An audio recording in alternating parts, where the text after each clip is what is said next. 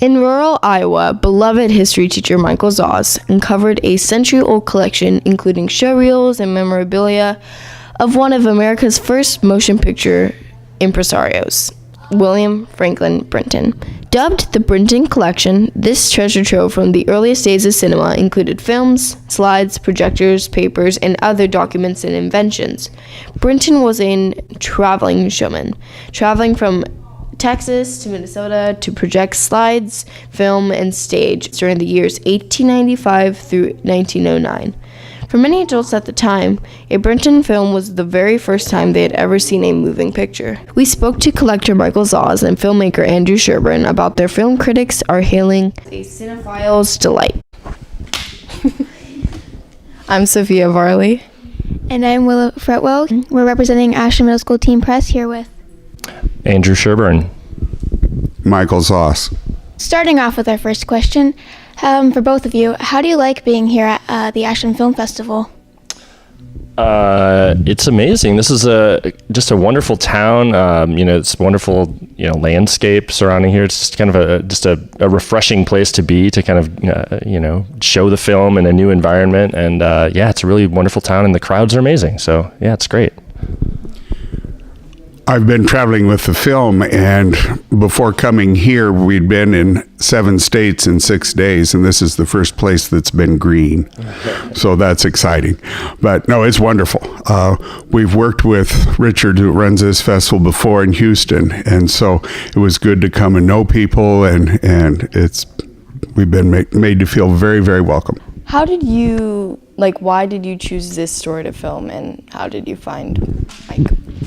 That's a great question. Everyone kind of wants to know how we found Mike, and really, it was serendipity. This is a story that began 120 years ago.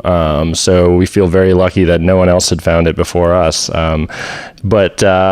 What we first heard about was the films, this collection, this amazing collection of films. There's about 5 hours of films. They're all well over 100 years old. And as filmmakers and film buffs, we were just really excited. That's a cool find. So we went down to see what these films were, and to visit with Mike because he had them at his house. And when we got there, we were kind of immediately taken with Mike, and we realized that there was something much more to this story, about saving, about community, about legacy. So we followed that through, and we've been hanging out with Mike for about 4.5 years. So yeah. What is your favorite item in the collection? There are 8,000 to 10,000 items in the collection, and I don't know if I have a favorite item. Everything's been kind of an adventure because I didn't know about early film or magic lantern slides at all before all this started.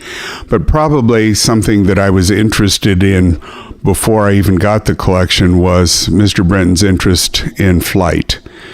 And so any flight-related things is very interesting to me. He was building flyable airships in 1890. when the Wright brothers were still in junior high in Iowa. And so it's been, that's been fun to work with, but all parts of it have been just a great adventure. So for both of you, in the very beginning, how did you feel about making this film? When you're going into a film that you envision to be a feature-length documentary, you know you're committing quite a bit of time to it. The way that we shoot our films, we like to really immerse ourselves in the story and shoot an observational style documentary, which means we're just in it for a long period of time. So you know right away when you make that commitment that it's, this is going to be years. I'm going to be spending years with this. So it's important to really love the story and to love your characters. And I think we were really fortunate that we found someone in Mike right away, and we met a lot of other people along the way. And it was just wonderful. It was great to be a part of an adventure. It was great to kind of uncover this mystery. And it was a lot of fun to meet the people that we met along the way. I had done a little filming, not filming, but been in films with Iowa Public Television and Hallmark Hall of Fame, but just very minor, and I thought that was the role I was playing in this one also. The filmmakers were very deceptive. I didn't realize how much the emphasis had shifted from the films to more of a community-based film. But it was a great time. It was a wonderful time, the whole 4.5 years. Have you seen some of the original Brinton films? Oh yeah, we've watched every single one of them. So these films, for so long, they kind of languished in a basement in Iowa, and thankfully people just kind of left them alone, because that ultimately meant they were still around when Mike got a hold of them in the 1980s. They were sent off to the Library of Congress, and they made copies of them.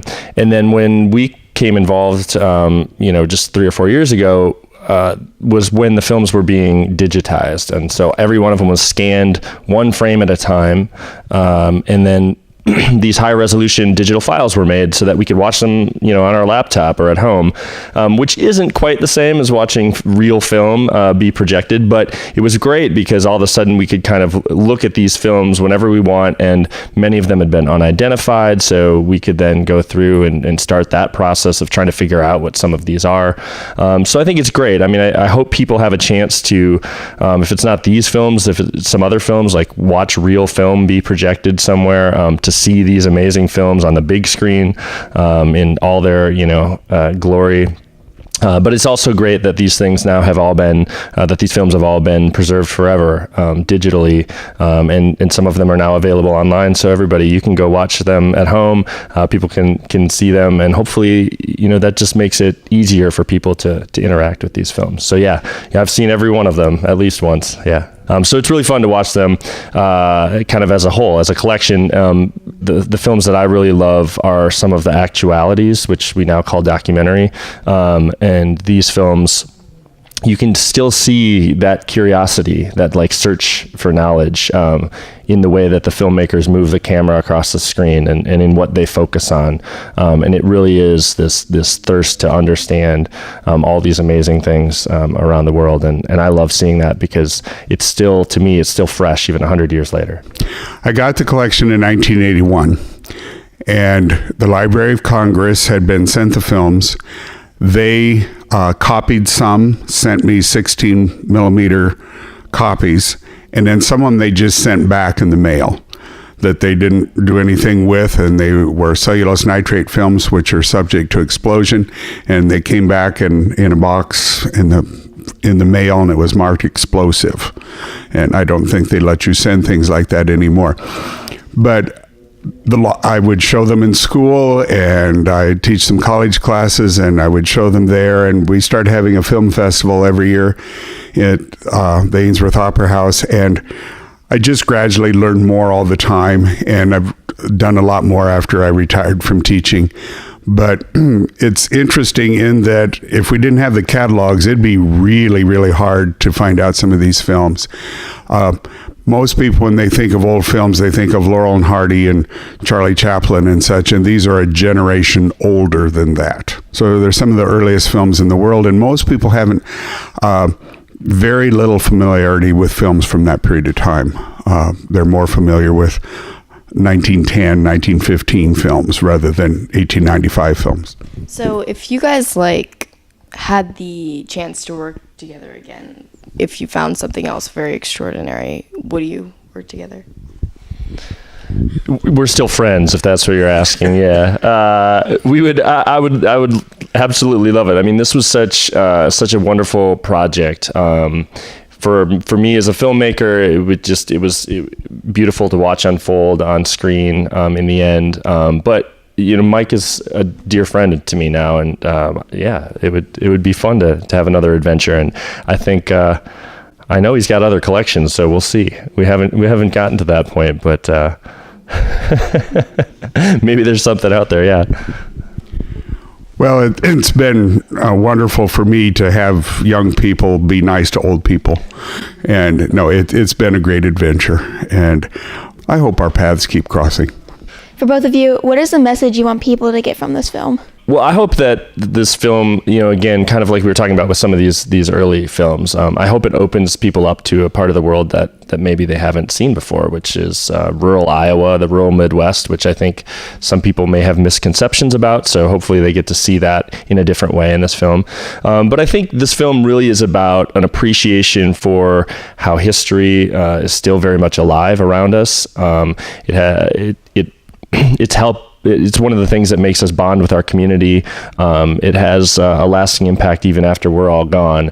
So I hope that people think about that and they look up from their iPhones maybe when they're walking down the street, and they look around them and they consider the place that they live and the things that have happened there before them and what might come next. So yeah, I hope it just gives people a greater appreciation for community and history. And This is in the film that the biggest part of the word history is story. And everybody has a story. Every place has a story. And hopefully people will seek to search those things out and realize that sometimes things you think are very insignificant are really very important. And I just hope people realize that and keep going with it and keep telling stories. That's so important.